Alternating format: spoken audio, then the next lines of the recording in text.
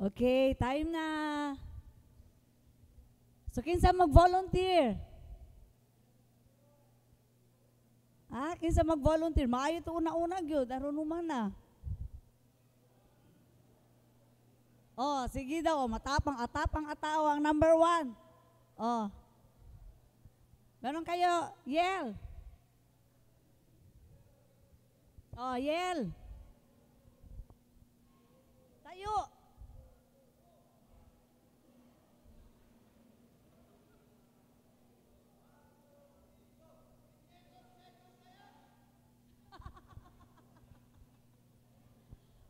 Mekos lang. Oh. So, nindot ni una. Samoa is discuss among yourselves on how are you going to change your mindset and educate yourselves and your church from traditional ministry approach in doing mission works towards missional living. So, sa among grupo, we come up na number 1 is our relationship with Jesus, intimacy with God. So, important mahimog missional, no? Especially, ma-share nato sa ato ang mga members. Gikinahanglan, ingon pa ni Pastor Pilin is, natay intimacy jud kay Jesus Christ. No? Ana ay filled with the Holy Spirit. No?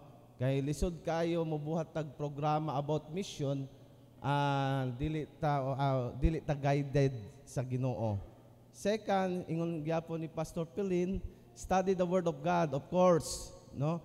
Teach them to go out, remind them of our purpose. So remind, always nato i-remind as a pastor, no, as a leader, i-remind nato ang ato ang mga members na mahimo silag missional, no? Especially ang church na educate sila, no? Ingon pa ni Pastora, ipakita katong gitudlo diri ni Pastor Delpin ang data, no? Kung imo ang lantawon ang data, daghan pa jud wala na reach out, no? Dako pa kayo na percent. Kay ingon pa gani sa gitudlo, ang musulod sa tuang simbahan, mga kwan gyapon, mga Kristohanon, abi nato nadaghan ta, pero ang nisulod di ay mga nadawat na kay Jesus Christ. So dapat ang i-reach out nato jud kato jud i-impart jud sa tuang mga members na may mo tag missional focus ta sa unreached people, no? And then syempre commitment, encouragement, prayer, fasting, dagan kayo may answer, and prayer, no? Active prayer, no? Gikinahanglan nako isulti baka mangluod ni sila, no? So gikinahanglan na ay prayer. Ingon pa ni Rick Warren, ministry and mission lahi jud, no? Ang ministry kana naga-ministry ka sa imuhang mga members lang sa simbahan. Pero kung mo-go out ka, mauna na ang mission. So, gikinahanglan po encourage nato ato ang mga members, especially pastor, una jud ang pastor. Ingon pa ni kinsa to nag-ingon, no? Dapat una jud ang pastor na mahimog missional, no? Sa church, ang simbahan mahimo jud mission church, no? Ingon pa ko, sometimes ang pastor ang programa nato dili sa missional, no? Especially sa mga wali po sa mga pastor, no, dili lang permanente tithes and offering, no, tagahuman tithes and offering, no? Nagikinahanglan sa atong mga sharing, nagpalakpak si pastor. ang sharing kanang na jud mission, no? Kanang impart jud na mulakaw jud ta, no, mo reach out jud ta. So kana lang, God bless.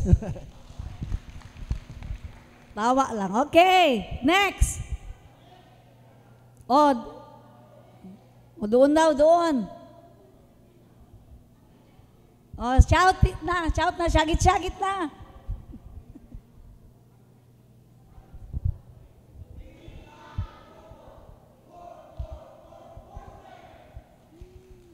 Kinsay isog, tindog.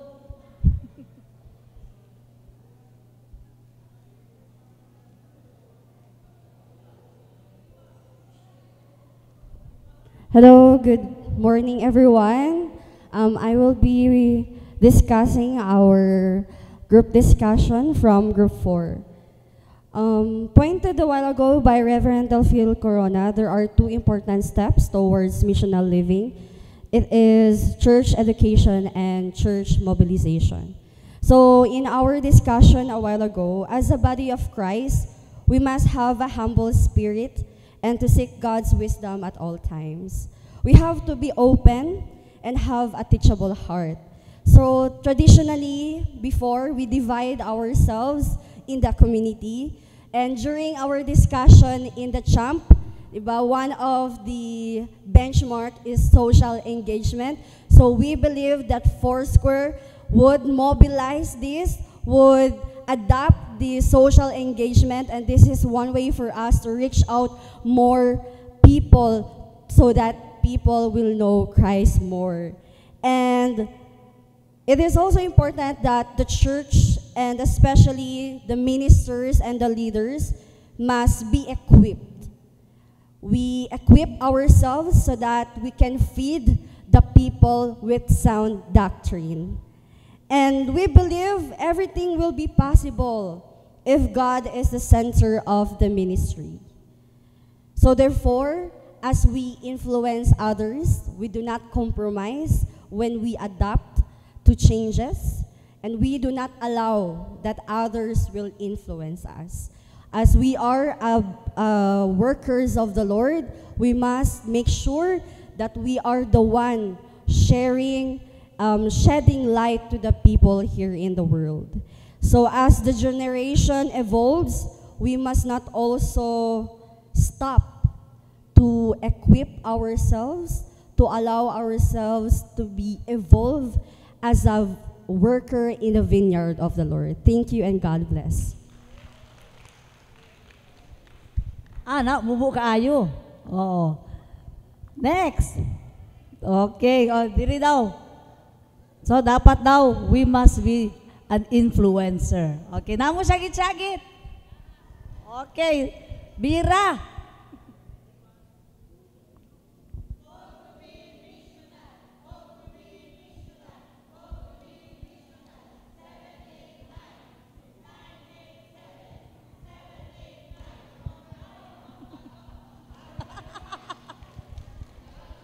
Go! Kinsay isog, mutindog. Okay. 3 minutes at tanaw-tanaw punta sa screen. Thank you, Pastor Rajing. Good morning, everyone, once again. We are Group 9, and our discussion goes like this.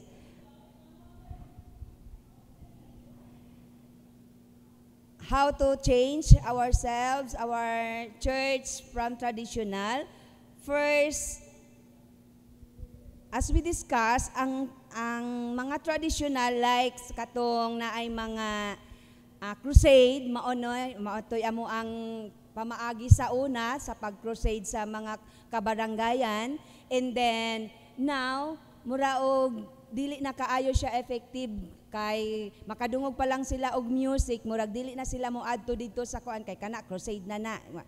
So amang discussion ning padulong ngadto unsa ni ma-change, and then isa si ka-change ang ilahang pag-sharing namo naahimuon nga basketball or kuan, and then ang pag-Bible study is pag moadto dito magdala na daan og merienda kay para dili na mabugatan ang katong tagbalay sa mao nga merienda, and then we do it na adjud siya kanang from resources nato kay og dili ta mo kuan sa ato ang resources, mas effective to siya nga ato ang mismo as God provide as ato ang needs. And then sa first is understanding their differences, culture through immersion. Usa ta mo adto ana nga kuan og unsa ang ilahang style, ilahang mga culture, isa po na ang ato ang prayer. Paunsa ta mo approach pamaagi, paunsa ta mo approach nila. And then sa kaning Number 2, equip leaders, members through prayer and reading the Word of God. We come out the individual and corporate equipping. How to be individual? Ang ato ang devotion. Diha ta ma-equip sa ato ang prayers o sa ato ang meditation. Ang kaning corporate equipping sa ato ang within sa church nato, paunsa ipamaagi ni pastor or mga leaders, kay dili man mag-inusara si pastor. Di pod ang leader, maot pod mag-una-una pod ang leader nga walay pastor. Or ang mga members, mag-una-una unya walay pastor. Maot pod siya. Ang pastor and the leaders and the members of the church will go together jud na sila. And then, maoni ang isa ka pag-equip sa church, and then attending like this. Kanang naatay mga seminars, maunang gina-encourage jud sa ato ang mga churches nga mo-attend jud siya kay diha ang isa mawala ang katong mga maulawon, mawala to siya labi na og patindugon kuno sa tunga, mawala jud datong kaulawon, bahala nang magkurog-kurog. And then ang paunsa ma-change ang strategies and plan as a group para i-reach out ang katong mga katawhan. So, maon na to ang pamaagi niya within sa community. 4, 3, 2, 1. Thank you. Stricto kayo, no? Ihapad yun. Next. Wow, believe. Unsa ni group number? Okay.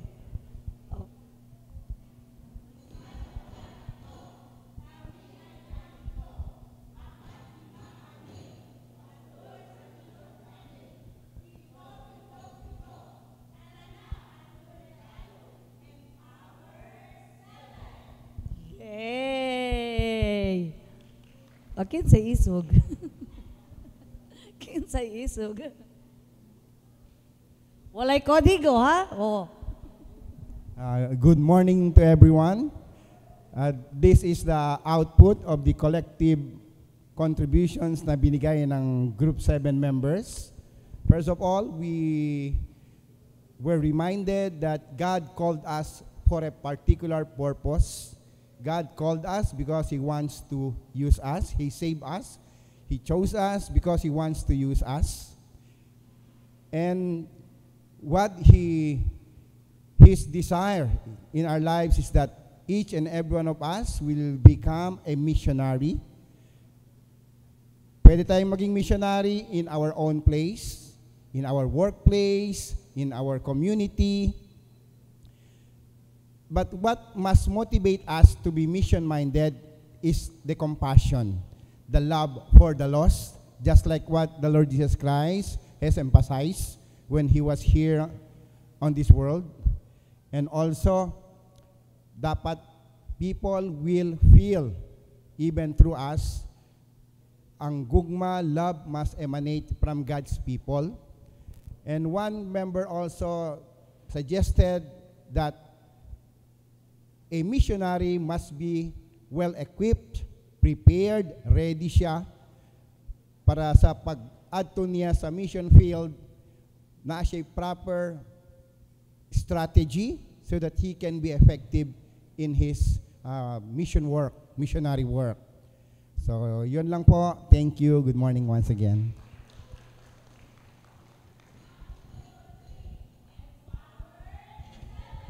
Very good. Empowered good. Kaya ang memory ni Pastor dyan, napay power. Walay kodigo doon. Ano pag yun niya? Oh, dili daw po. Number 8. Sige. Tindog.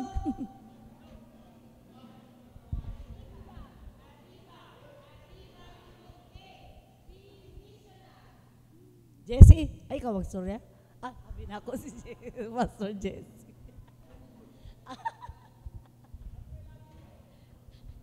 Amen. Praise the Lord. Ako daw sa. Amen. Praise the Lord. So, very challenging yun ang ato ang topic. Do you agree with me? Challenging ang topic nato, no? Be missional. So, una-una, we have to identify kung unsa ba ang mga gawain ng traditional ministry or traditional, ano ba yun? Traditional ministry, tama, no? So how are we going to change our mindset daw and educate ato ang mismo sarili pati ang church, no? So sa among pag-istorya sa among pag-istorya, no, so bale daghan mga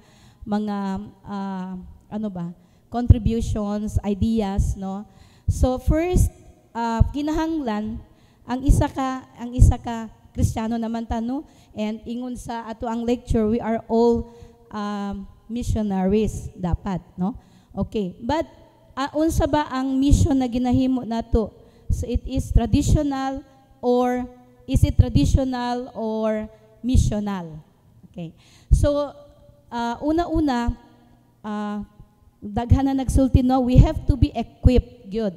Equipped sa Word of God as bilang Kristiyano. Kasi kung wala ta knowledge about the Bible, about God, about our being a Christian, unsa man ang atong ikahatag. So wala, di ba?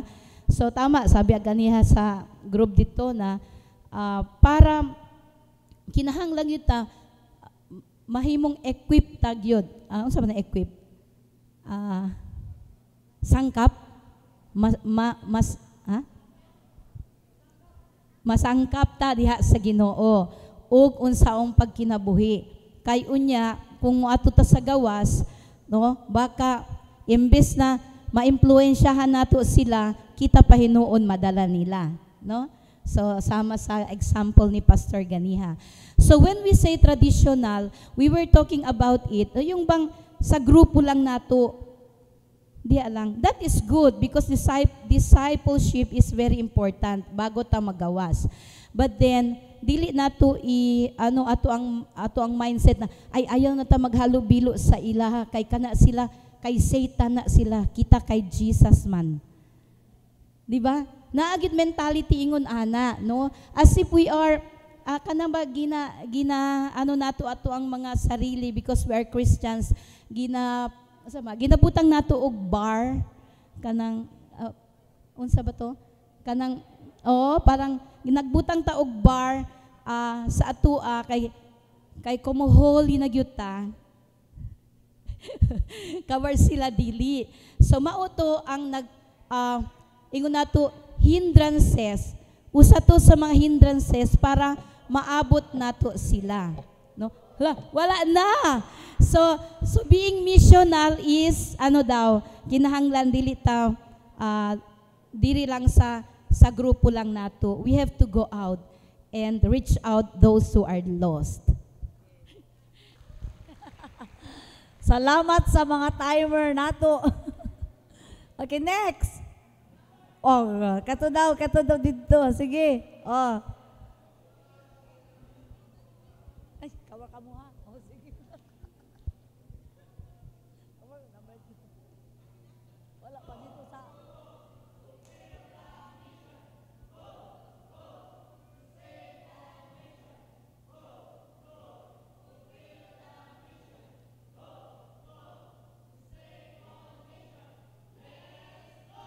Go, Power Ranger! Okay.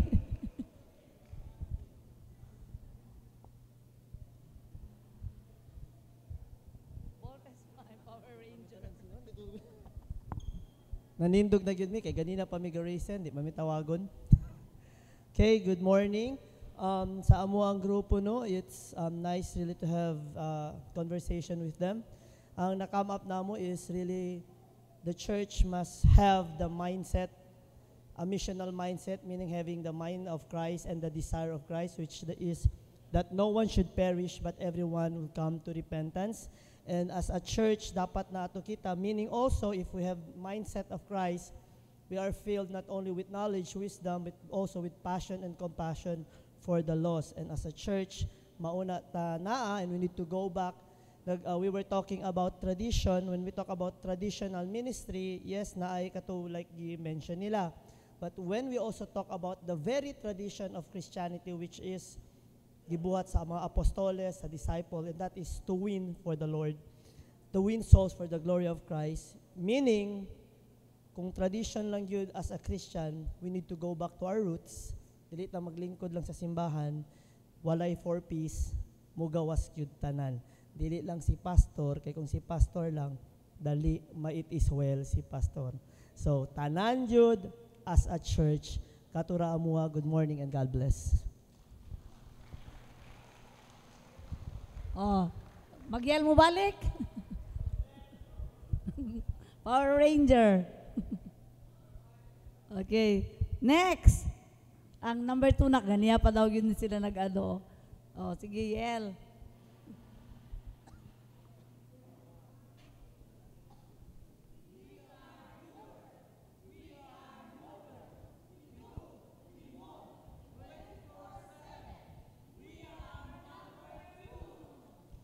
Wow, okay.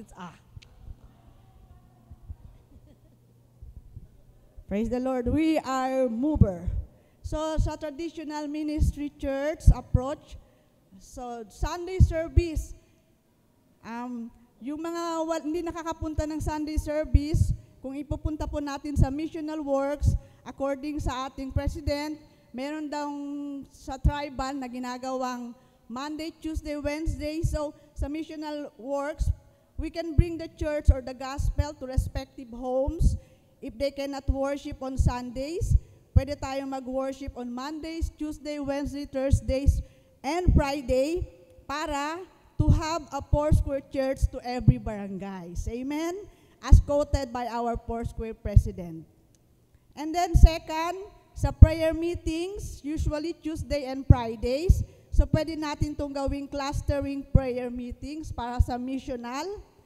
And then, magkaroon ng house-to-house prayer meeting, morning devotions, and then sa prayer and fastings, according to our dear sister, meron daw silang prayer and fasting once a month. Sa missional, gagawin na natin yung ina-apply natin ginagawa sa palagi na chain prayer and fasting. So by family, magkakaroon ng prayer and fasting. And then sa evangelism tracts distribution every Saturday, accordingly, sabi, availability daw. Pero dapat, kailangan daw tayong 24/7 available. So, ang ginawa naming approach para missional, educate natin. So, how to educate ourselves in our church?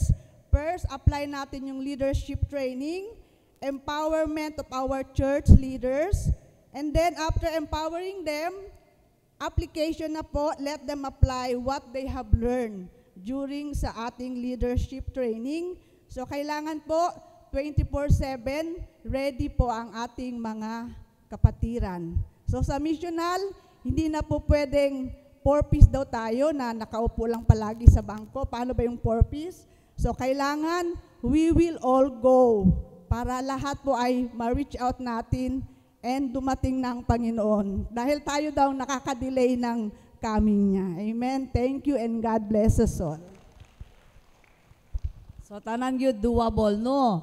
Mga strategies para pwede ta mag-mission. Walay imposible kung mulihok lang ta. Next!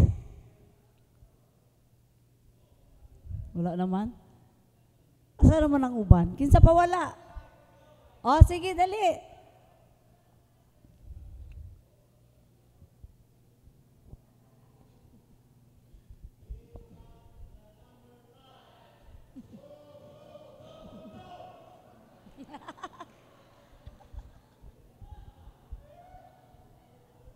Yun, gipalisod-lisod ba?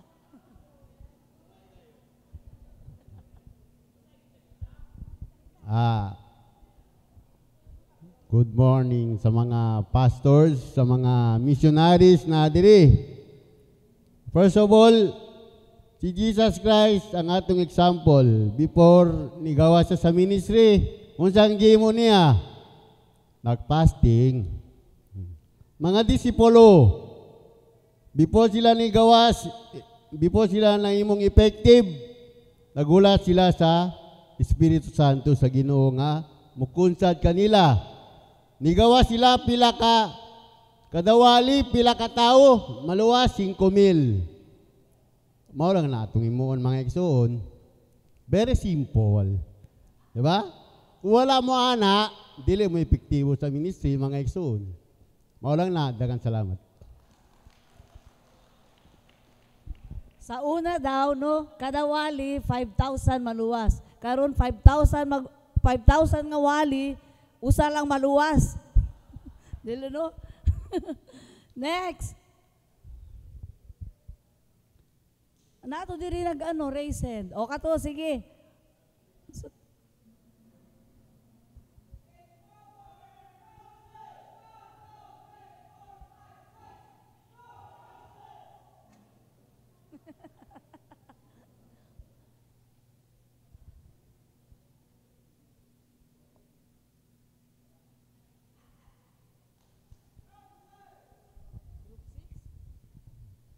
Praise the Lord.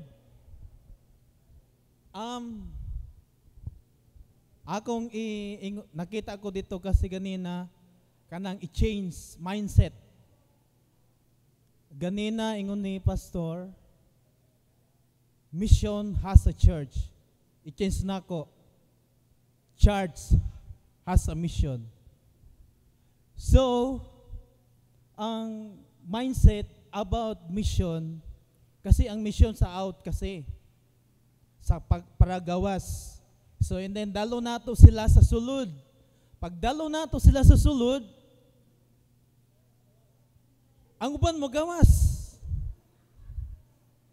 Magawas sila. Tingala ta pag first Sunday, next Sunday, wala na, gamay na lang.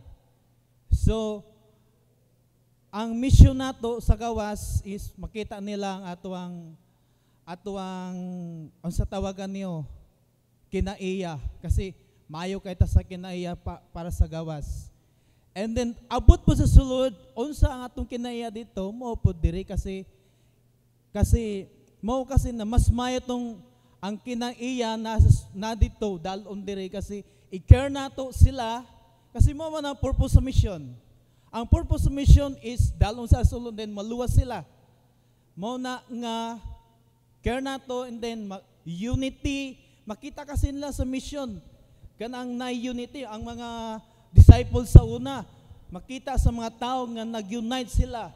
Pag nag-unite sila, and then muna, kada adlaw ang Ginoo nagdagdag sa attendance sa church. That's a mission movement. God bless. Okay, next. Sino? Kusa daw? Kinsa pa? Oh, diri kanda number 3.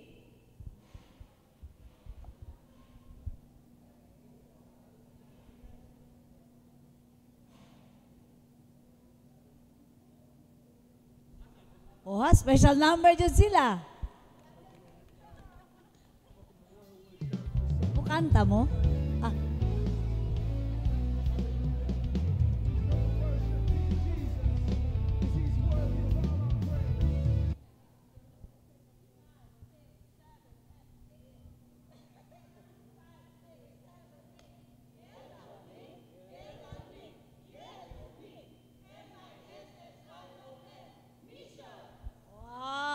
Okay.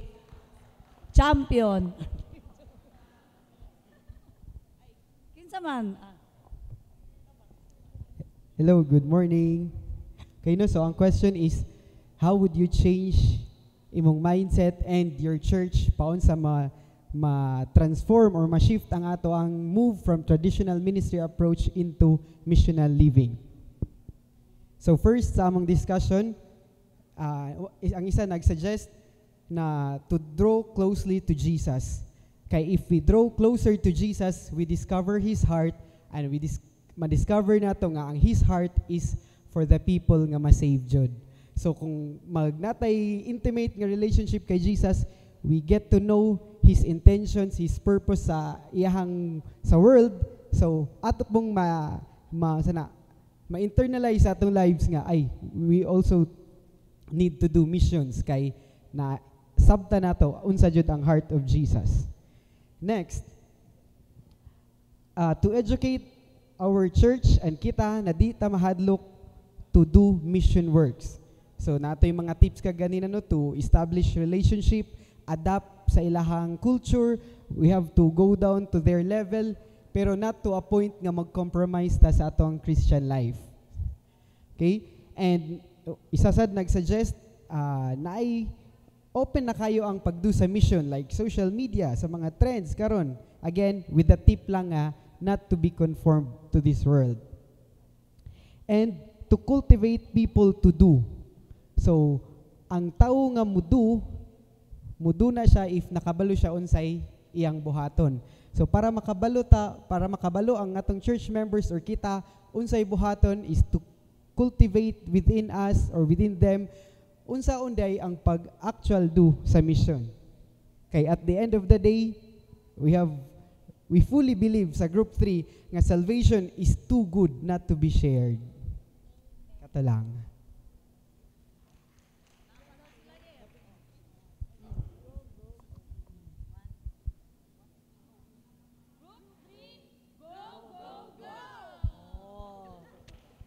Gower na gyud karon na, gower na gyud. Na pa ba? Kinsa pa ang mga wala pa? O sige, kamo. Wala mo yell?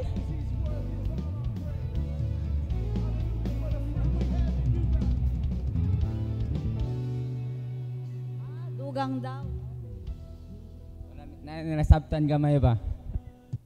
Okay, ako po kabahin sa tradisyonal sa ato ang matag Kristohanon usay natay kuan ba ngadto sa mga uban nga wala pa diha kang Kristo, butangan nato siya babag unsa man ni sa ato ang kinabuhi no sa ato ang pagka-Kristohanon usahay mulantaw ta nga maayo pa ta kontra sa ilaha o limpyo ta kontra sa ilaha.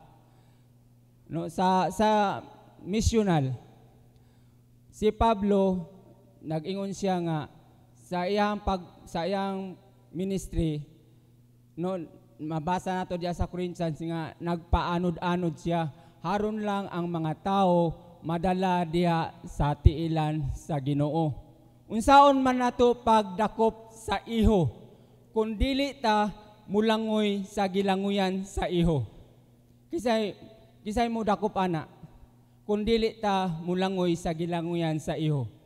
Ang buot ipasabot, kung dili ta mo tipon sa mga tao nga naa diha sa kangit-ngit, dili nato sila ma-reach out. Yung paampulong sa Ginoo, gipadala ko kamo taliwala sa mga lobo. Isip nga usa ka mga karnero. No, gipadala ta didto para ang mga taong mga lobo o mga wala pa diha kang Kristo madala nato diha sa tiilan sa Ginoo. Balikon nako ang usa sa dagat kung makadungog lang tang inay-iho musaka dayon ang tawo ngano man kay sa atong unahuna kanang iho mamaak daw. Napaunsa man nato ang makuha ang iyang kinaiya kung dili ta masinati kung paunsa nga mo muhasmag kanato ang iho kung dili ta mulangoy. Paunsa nato masinati ang iyang kinaiya. Maingon usab niini ang mga tao na naa sa atong palibot kung mo palahi ta nila butangan nato sila kanabang harang babag nga dili ta diha. Butangan nato siya kuan barrier. No, dili nato sila madala nato diha sa tilan sa Ginoo. Ni Pablo nga nagpanud-anod siya. Inguna na ta mo kuan sa tao, mo reach out nga magpaanod-anod ta. Dili nato sila kanabang birahon pugsundayon. Dili nato madala ang tao ningon ana ngano man kay ang atuang kultura mo'y atuang gipatigbabaw dili ang ilaha. Musunod ta sa ilaha, no? Hantod nato sila madala diha sa taas na ba kayo? Okay, praise the Lord. Tanan na nahuman na tanan no. So wala nay kinsa mo wala mi naka present. So praise the Lord, nahuman na ang ano na to, session 1 no sa ato ang MDP. So karon I'm turning it over sa ato ang coordinator. Amen. Thank you, Pastor Jingjing. So, nalipay ba ang tanan? Nga naman nalipay mo. Joke lang. So, I believe na daghan gyud ta na natun-an. So, sa mga insights, mga ideas, and others sa bawat grupo, no? So, kabalo gyud ko masangkap na gyud ta ani. Amen ba? Lalo na through the anointing of the Holy Spirit. Amen. Amen. Praise the Lord. So, done na po ang morning session natin. And we are now going to have our lunch break. And brothers and sisters in Christ, let's be back at 1:30 p.m. for more lessons to be learned this afternoon. Thank you, and God bless us all. Alauna, 1:30 po ang ating session 2. Thank you.